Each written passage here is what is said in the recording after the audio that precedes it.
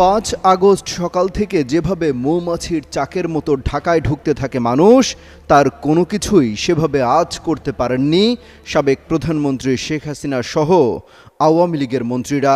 এমনকি গোয়েন্দা সংস্থাও ঠিকঠাক তথ্য আগ থেকে দিতে পারেনি। বিবিসি বাংলার দীর্ঘ সাক্ষাৎকারে এসব কথা বলেছেন কার্যক্রম নিষিদ্ধ থাকা আওয়ামী লীগের সাধারণ সম্পাদক ওবায়দুল কাদের। পরিস্থিতি কখন টের পেয়েছিলেন সেই প্রশ্নের উত্তর দিয়েছেন তিনি। বলেছেন 5ই আগস্টের আগের দিন রাতে 4 আগস্ট তৎকালীন প্রধানমন্ত্রী শেখ হাসিনার নেতৃত্বে সেই সরকারের উচ্চ পর্যায়ের বৈঠক হয়েছিল। ওই রাজনৈতিক পট পরিবর্তনের ইঙ্গিত দেওয়া হয়েছিল বিভিন্ন বাহিনী থেকে।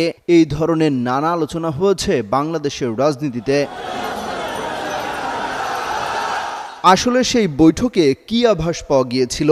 কখন তারা আজ করতে পেরেছিলেন যে পরিস্থিতি তাদের পতনের দিকে নিয়ে যাচ্ছে? এই ব্যাপারে জানতে চাইলে ওবায়দুল কাদের বলেন, আভাস ইঙ্গিতটা অবশ্যই ছিল, তবে এটা নিয়ে নানাজনের নানা অভিমত ছিল। এটা আসলে কি ধরনের পরিস্থিতি সৃষ্টি করছে সেটা নিয়ে আইন শৃঙ্খলা রক্ষাকারী বাহিনী, সেনাবাহিনী, তারপরে সিভিল ব্যুরোক্রেসি, পার্টির এমপি, মিনিস্টার অনেকেই ছিলেন। এই ধরনের বিষয়ে আলোচনা হয়েছিল। তবে একেবারেই 5 আগস্ট যেভাবে একটা বিস্ফোরণের মতো পরিস্থিতি সৃষ্টি হয়েছিল অত্যন্ত অর্গানাইজড ওয়েতে, সেটা সেভাবে চিন্তা করা হয়নি। তিনি মনে করেন ইন্টেলিজেন্স এই বাস্তবতাটাকে যথাযথভাবে বোঝাতে সক্ষম হয়নি।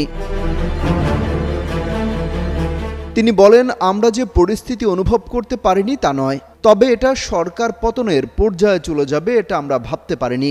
আলোচনা হচ্ছে আমাদের নিজেদের মধ্যে, এ নিয়ে কথাবার্তা আছে, চর্চা আছে, চিন্তা ভাবনা আছে, ভুল ত্রুটির বিশ্লেষণও হয় নিজেদের মধ্যে আলোচনায়। তবে তিনি জানান এখন ভুল থেকে শিক্ষা নিয়ে নতুন করে নিজেদের সংগঠিত করার চেষ্টা করছেন।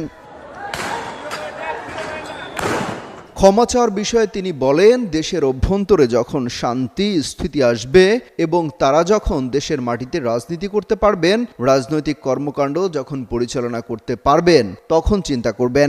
এদেশের মানুষের কাছে ক্ষমা চাওয়ার বিষয়ে তারা কখনো পিছিয়ে থাকতে প্রস্তুত নয় বলেও দাবি করেন ওবায়দুল কাদের।